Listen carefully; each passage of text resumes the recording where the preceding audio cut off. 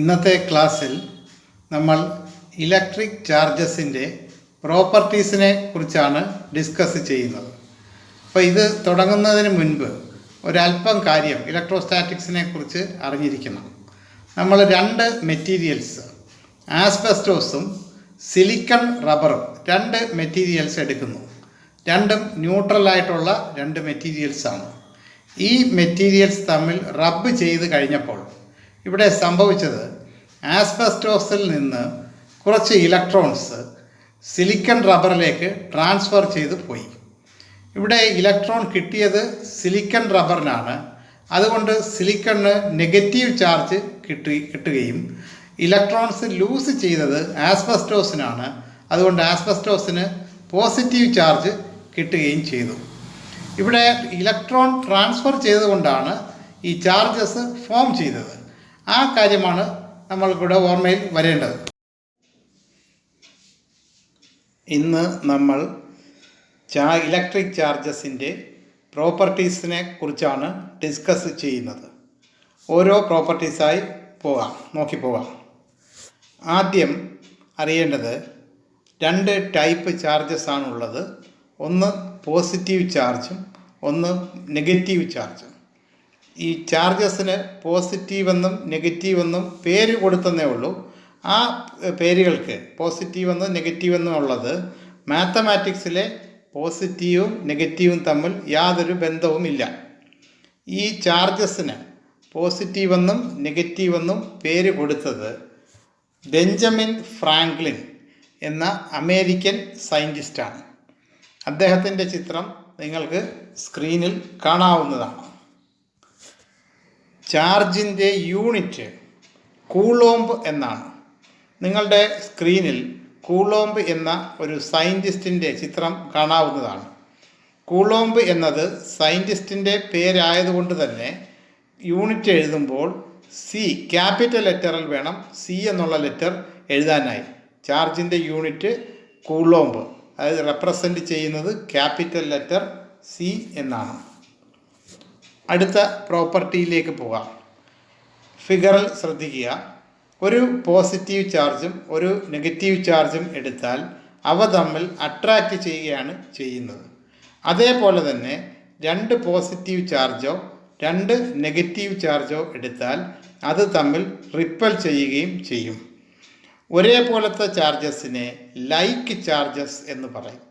അപ്പോൾ ഇവിടെ like charges repel each other. അതേപോലെ ഓപ്പോസിറ്റ് ചാർജസിനെ അൺലൈക്ക് ചാർജസ് എന്ന് പറയും. Unlike charges attract each other. അടുത്ത property, charge is a scalar quantity. Scalar quantity എന്ന് പറഞ്ഞാൽ ഡയറക്ഷൻ ഇല്ലാത്ത ക്വാണ്ടിറ്റി, അതായത് മാഗ്നിറ്റ്യൂഡ് മാത്രമേ അതിന് കാണുകയുള്ളൂ. ചാർജിൻ്റെ വാല്യൂ പറയുമ്പോൾ 5 കൂളോംബ് 6 കൂളോംബ് എന്നൊക്കെയാണ് പറയുക. ഇവിടെ 5 എന്നും 6 എന്നും പറയുന്നത് ചാർജിൻ്റെ മാഗ്നിറ്റ്യൂഡാണ്, അതിൻ്റെ വാല്യൂ ആണ്. ചാർജിന് ഡയറക്ഷൻ ഇല്ല എന്നുള്ളതാണ് പ്രത്യേകം ഓർമ്മയിൽ വരേണ്ടത്. ഈ നിങ്ങളുടെ സ്ക്രീനിൽ സ്കേലാർ ക്വാണ്ടിറ്റീസ് 3 കൊടുത്തിട്ടുണ്ട്. ടൈം, ഫോർ എക്സാമ്പിൾ ടൈം 10 മണി എന്ന് പറയുകയാണെങ്കിൽ 10 എന്നുള്ളത് ടൈമിൻ്റെ മാഗ്നിറ്റ്യൂഡാണ്, അതിന് ഡയറക്ഷൻ ഇല്ല. അതേപോലെ മാസ് 1 കിലോഗ്രാം എന്ന് പറഞ്ഞാൽ 1 എന്നുള്ളത് മാസിൻ്റെ മാഗ്നിറ്റ്യൂഡാണ്, മാസിനും ഡയറക്ഷൻ ഇല്ല. അടുത്തത് ടെമ്പറേച്ചർ. ടെമ്പറേച്ചർ 30 ഡിഗ്രി എന്ന് പറയുമ്പോൾ 30 എന്നുള്ളത് ടെമ്പറേച്ചറിൻ്റെ മാഗ്നിറ്റ്യൂഡാണ്, ടെമ്പറേച്ചറിനും ഡയറക്ഷൻ ഇല്ല. അപ്പോൾ ഒന്നും കൂടെ ഓർത്തിരിക്കുക, ചാർജിന് ഡയറക്ഷൻ ഇല്ല. അതുകൊണ്ട് charge is a scalar quantity. അടുത്ത property, additive nature of charge. ഇവിടെ ഒരു യെല്ലോ കളറുള്ള മെറ്റീരിയൽ സ്ക്രീനിൽ കാണാം. അതിൻ്റെ മുകളിൽ 3 ചാർജസ് Q1, Q2, Q3 എന്നിവ പ്ലേസ് ചെയ്തിട്ടുണ്ട്. ആ മെറ്റീരിയലിൻ്റെ ടോട്ടൽ ചാർജ് കണ്ടുപിടിക്കാൻ വേണ്ടി Q equal to Q1 plus Q2 plus Q3 എന്ന് ചെയ്താൽ മതിയാകും. അതായത് ഏതെങ്കിലും ഒരു മെറ്റീരിയലിൻ്റെ ടോട്ടൽ ചാർജ് കണ്ടുപിടിക്കണമെങ്കിൽ അതിലുള്ള ഇൻഡിവിജ്വൽ ചാർജസിൻ്റെ സം കണ്ടുപിടിച്ചാൽ മതി. അതായത് എല്ലാ ചാർജസും കൂടെ ഇൻഡിവിജ്വൽ ചാർജസും കൂടെ ആഡ് ചെയ്താൽ മതി. ആ കിട്ടുന്നതായിരിക്കും ആ മെറ്റീരിയലിൻ്റെ ടോട്ടൽ ചാർജ്. അടുത്തത് quantisation of charge. Quantisation of charge എന്ന് പറയുന്നത് ഒരു പ്രത്യേക കണ്ടീഷനാണ്. അതായത് രണ്ട് മെറ്റീരിയൽസ് റബ്ബ് ചെയ്യുമ്പോൾ ഒന്നിൽ നിന്ന് മറ്റൊന്നിലേക്ക് ഇലക്ട്രോൺസ് ട്രാൻസ്ഫറായി പോകും. ഇലക്ട്രോൺ ട്രാൻസ്ഫറായി പോകുന്നത് ഒന്നിൽ ഒരു ഇലക്ട്രോൺ അല്ലെങ്കിൽ 2 ഇലക്ട്രോൺ, അങ്ങനെ 1, 2, 3 അങ്ങനത്തെ ഒരു നമ്പറിൻ്റെ എണ്ണത്തിലായിരിക്കും ഇലക്ട്രോൺസ് ട്രാൻസ്ഫറായി പോകുന്നത്. അപ്പോൾ ചാർജ് കിട്ടുന്ന മെറ്റീരിയലിന് നെഗറ്റീവ് ചാർജ് കിട്ടുന്ന മെറ്റീരിയലിന് ഇലക്ട്രോൺ ഗെയിൻ ചെയ്യും. ആ ഇലക്ട്രോൺ ഗെയിൻ ചെയ്യുമ്പോൾ അത് എത്ര ഇലക്ട്രോൺ കിട്ടിയോ അതേ ഇൻറ്റു ആ നമ്പർ ഓഫ് ഇലക്ട്രോൺസ് ഇൻറ്റു ഒരു ഇലക്ട്രോണിൻ്റെ ചാർജ്. ഇവിടെ നിങ്ങളുടെ സ്ക്രീനിൽ total charge of a material കണ്ടുപിടിക്കാനായി ഒരു ഇക്വേഷൻ കൊടുത്തിട്ടുണ്ട്. Q = NE. N എന്ന് പറയുന്നത് എത്ര ഇലക്ട്രോൺ, ഒന്നുകിൽ നെഗറ്റീവ് ചാർജുള്ള മെറ്റീരിയൽ ആണെങ്കിൽ എത്ര ഇലക്ട്രോൺ ഗെയിൻ ചെയ്തു കിട്ടി, അല്ലെങ്കിൽ പോസിറ്റീവ് ചാർജുള്ള മെറ്റീരിയൽ ആണെങ്കിൽ N എന്ന് പറയുന്നത് ആ മെറ്റീരിയലിന് എത്ര ഇലക്ട്രോൺ നഷ്ടപ്പെട്ടു എന്നുള്ളതാണ് കണക്കാക്കുന്നത്. E എന്നുള്ളത് ഇലക്ട്രോണിൻ്റെ ചാർജാണ്. ഇലക്ട്രോണിൻ്റെ ചാർജിൻ്റെ വാല്യൂ 1.6 × 10⁻⁻19 കൂളോംബ്. ഈ ഫിഗർ ഈ സ്ക്രീനിൽ ഒന്ന് ശ്രദ്ധിക്കുക. ഇവിടെ charge is quantized.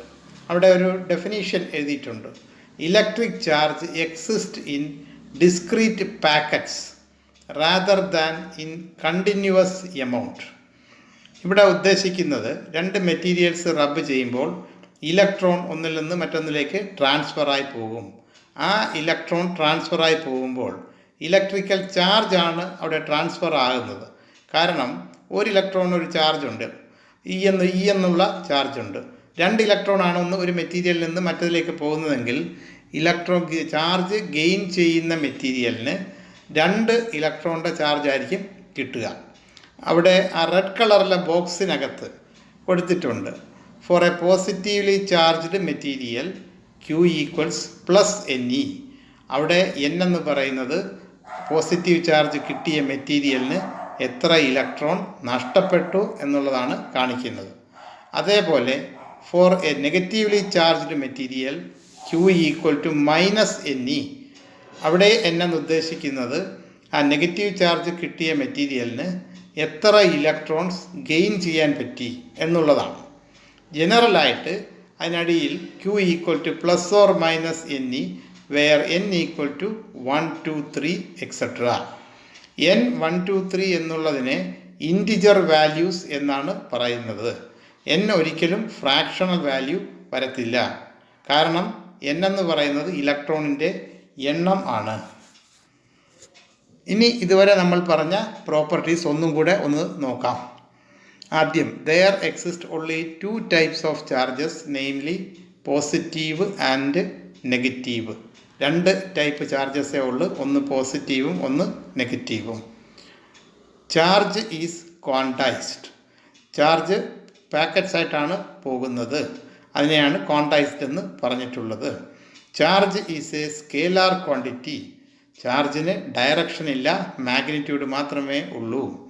Charge is additive in nature. ഒരു മെറ്റീരിയലിലെ ടോട്ടൽ ചാർജ് കണ്ടുപിടിക്കണമെങ്കിൽ അതിലുള്ള ഇൻഡിവിജ്വൽ ചാർജസ് എല്ലാം കൂടെ ആഡ് ചെയ്ത് വാല്യൂ കണ്ടുപിടിച്ചാൽ മതിയാകും. Like charges ripple and unlike charges attract each other.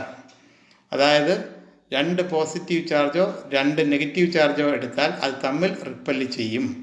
അല്ലാതെ ഒരു പോസിറ്റീവ് ചാർജും ഒരു നെഗറ്റീവ് ചാർജും എടുത്താൽ അത് അട്രാക്റ്റ് ചെയ്യും. ഇത്രയുമാണ് പ്രോപ്പർട്ടി സംബന്ധിച്ച് തൽക്കാലം നമ്മൾ ഡിസ്കസ് ചെയ്തത്. നിങ്ങൾ ഈ വീഡിയോ 1-2 പ്രാവശ്യം കണ്ടു നോക്കുക. കാര്യങ്ങൾ ഒരുവിധം ക്ലിയറാകും എന്ന് വിശ്വസിക്കുന്നു. Thank you.